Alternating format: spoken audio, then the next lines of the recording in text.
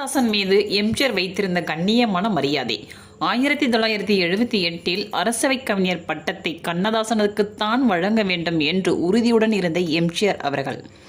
அந்த விழாவில் பேசிய கண்ணதாசனோ உணர்ச்சி வசப்பட்டவராக, நான் இறந்துவிட்டால் எனக்கு அரசு மரியாதை கிடைக்கும் என்றும் இந்த சிறப்பை எனக்கு வழங்கிய எம்ஜிஆர் அவர்களுக்கு நான் முன்கூட்டியே நன்றி தெரிவித்துக் கொள்கிறேன் என்று கண்ணீருடன் கூறினாராம் கண்ணதாசன் அவர்கள். எப்படி தெரிஞ்சதோ தெரியவில்லை கண்ணதாசன் அவர்களுக்கு. 1981 உயிரோடு அமெரிக்கா சென்ற கண்ணதாசனோ வெறும் உடலாகத்தான் தமிழகம் திரும்பினார்.